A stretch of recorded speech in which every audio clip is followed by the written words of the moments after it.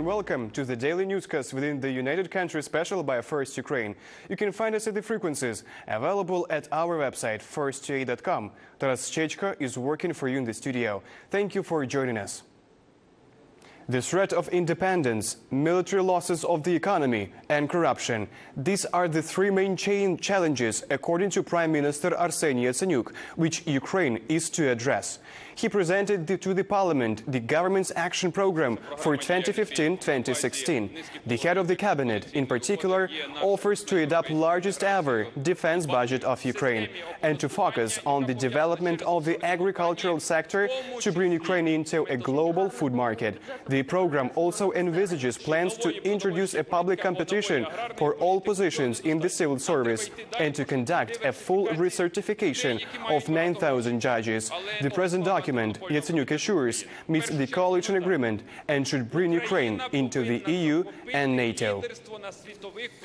This program was created on base of coalition agreement. Of course, the main point of this program is our course on European integration. And the base for such program is association agreement between Ukraine and European Union. To answer the question what to do, we should answer the question what challenges exist today for Ukraine. Ukraine and Australia will cooperate in energetics.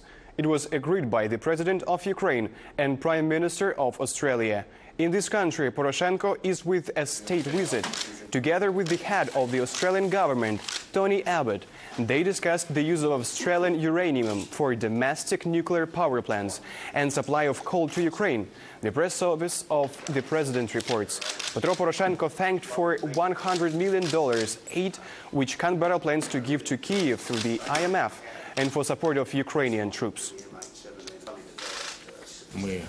We agreed to begin the cooperation in the energy sphere. We will analyze the opportunity of usage of Australian uranium for our nuclear facilities.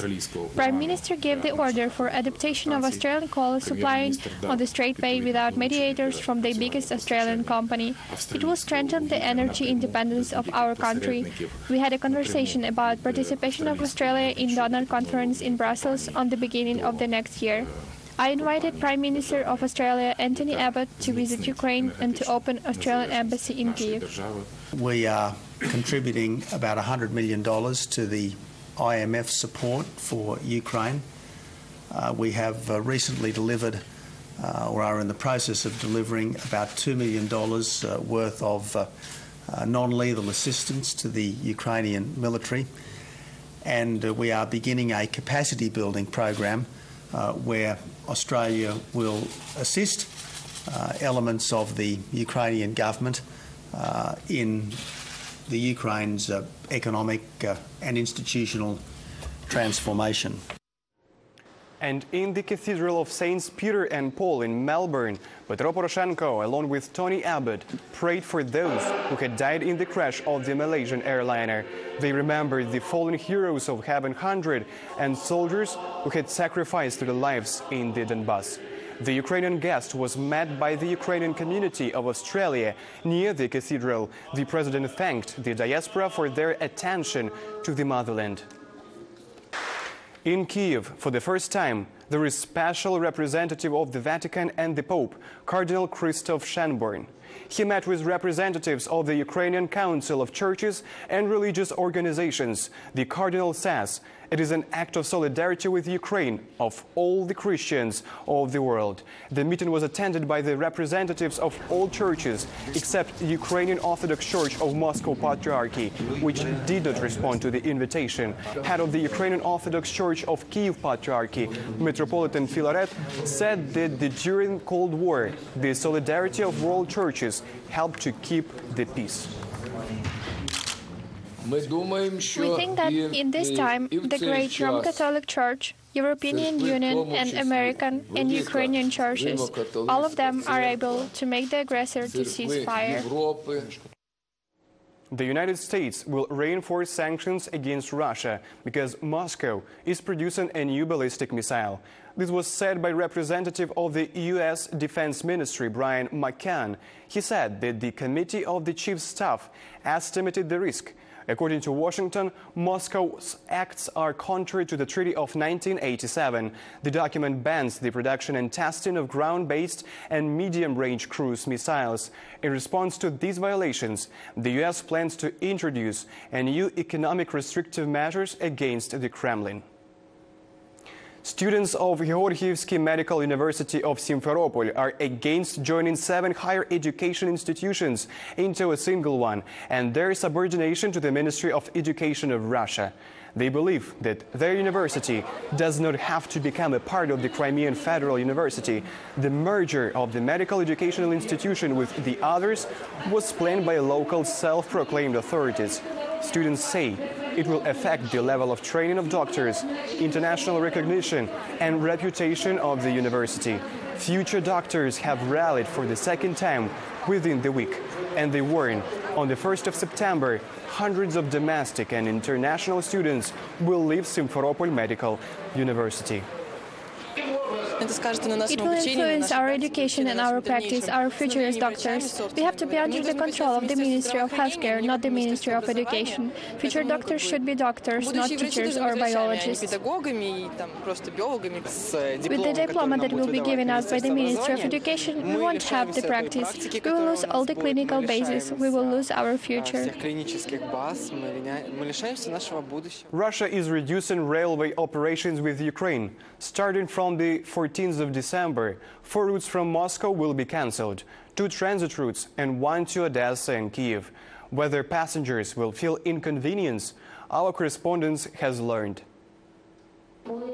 Trains between Ukraine and Russia have 24 directions. 5 of them are Russian. Since 14th of December, Russian Railway will cancel 4 routes from Moscow to Sofia, Budapest, Odessa and Kiev. Passengers won't feel inconvenience of this cancellation, says the expert Alexander Kava, because Ukraine keeps all its runs.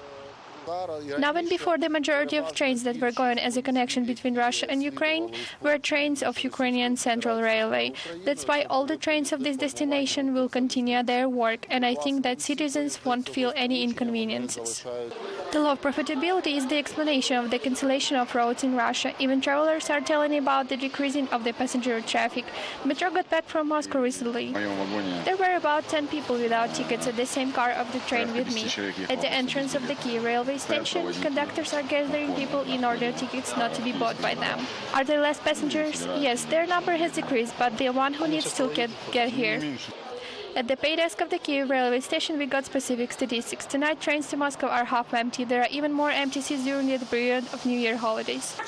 Our second fast train is 55% full today. On the 28th Kyiv train station, the second will go with Kyiv consist.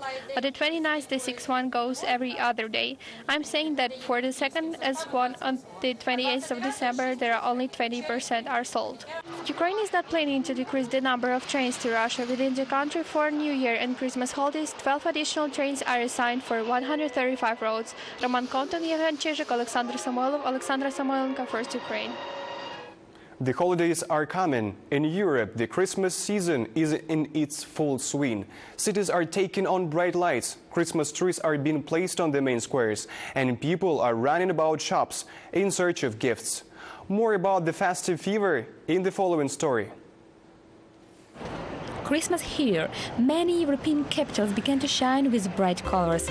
London, Berlin, Brussels and other cities are competing with each other in magnificence of decoration and illumination. Make the same Bucharest. The streets of the Romanian capital lightened of about 3 million lights. They established a beautiful Christmas tree in University Square and made a camp. Citizens' Bride is a holiday fair in Bucharest reached at the level of the general European celebrations. And here in Croatian capital for the winter holidays opened a huge open-air ice rink. They placed it in front of the main railway station of Zagreb. The area of ice covers almost 2,000 square meters. The grand opening was accompanied by performances of skaters and concert. But local bikers decided to amuse children in advantages. They dressed in costumes of Santa, made a little motocross kits and brought gifts. The action is called Motocult. One of the most romantic rings opened in Paris. Just out of eyes which have filled the first level of the Eiffel Tower, you can enjoy views of the French capital. Filled for skaters at a height of 60 meters for the first time appeared a few years ago, and so liked to the French people and tourists that even decided to make it as tradition. In addition, the entrance to the ring for visitors of towers is free, however have to stand in queue. To the ice can enter only 100 people, but wanting much more. The festive mood is in Spain too. There is no snow and the temperature doesn't drop below zero. So for the Christmas atmosphere, residents are going to the numerous fairs. Streets with decorated houses are overcrowded. In order to buy the tree, you should stay in queue. Around gifts is excitement. Sellers said especially popular this year are caricatural figurines of European politicians and athletes. Maria Kondratyeva, Dasha Mizintseva, First Ukraine. It was the United Country newscast by First Ukraine. You can find more details at our website, first2a.com. Taras Chechko was working for you in the studio. We wish you only good news. Take care and goodbye.